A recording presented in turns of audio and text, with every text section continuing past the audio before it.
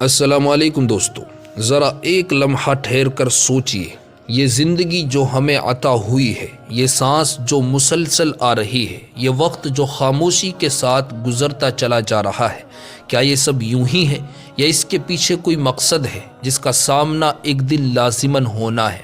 اگر آج اسی لمحے انسان سے اس کی زندگی کے بارے میں پوچھ لیا جائے تو کیا وہ یہ بتانے کی حالت میں ہوگا کہ اس نے اپنی عمر کہاں گزاری، کس ماحول میں گزاری، کن کاموں میں صرف کی اور کن لوگوں کے ساتھ گزار دی؟ یہ باتیں کسی پر اعتراض کے لیے نہیں، نہ کسی کو کمتر دکھانے کے لیے ہیں، بلکہ محض یاد دہانی کے لیے ہیں، کیونکہ یہ زندگی محدود ہے اور اس کے بعد ہر انسان کو اپنے رب کے سامنے جواب دہ ہونا ہے۔ رسول اللہ صلی اللہ علیہ وسلم نے ہمیں واضح طور پر بتا دیا کہ قیامت کے دن انسان اس وقت تک اپنی جگہ سے آگے نہیں بڑھ سکے گا جب تک کہ اس سے اس کی زندگی کے بارے میں سوال نہ کر لیا جائے۔ اس سے پوچھا جائے گا کہ اس نے اپنی پوری عمر کس کام میں صرف کی، جوانی کہاں لگائی، مال کہاں سے حاصل کیا اور کہاں خرچ کیا، اور جو علم اسے ملا اس کے مطابق اس نے کیا عمل کیا۔ غور کیجئے دوستو، ان تمام سوالوں میں سب سے پہلا سوال پوری زندگی کے بارے میں ہوگا، یعنی یہ نہیں دیکھا جائے گا کہ کبھی کبھی کیا کیا گیا، بلکہ یہ دیکھا جائے گا کہ زندگی کا مجموعی رخ کیا تھا، وقت کن چیزوں میں زیادہ صرف ہوتا رہا اور انسان کن کاموں کو اپنی ترجیح بنائے رہا۔ اسی حقیقت کی طرف اللہ تبارک و تعالی نے انسان کو پہلے ہی متنبہ فرما دیا اور فرمایا افحسبتم انما خلقناکم عبثا وانکم الینا لا ترجعون۔ اس کا ترجمہ یہ ہے، کیا تم نے یہ گمان کر لیا تھا کہ ہم نے تمہیں بے مقصد پیدا کیا ہے اور یہ کہ تمہیں ہماری طرف لوٹ کر نہیں آنا؟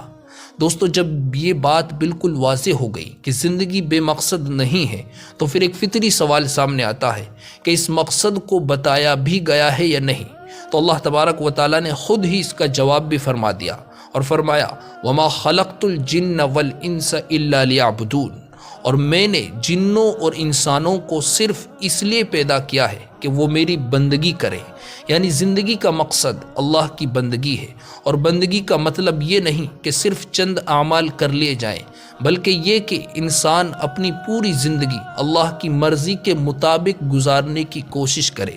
اب یہاں انسان کو خود اپنے آپ سے سوال کرنا چاہیے کہ دن کے 24 گھنٹوں میں کتنا وقت اس مقصد کے مطابق گزرتا ہے اور کتنا وقت ایسی چیزوں میں چلا جاتا ہے جن کا اس مقصد سے کوئی تعلق نہیں۔ اس بات کو سمجھنے کے لیے ایک سادہ مثال پر غور کرتے ہیں۔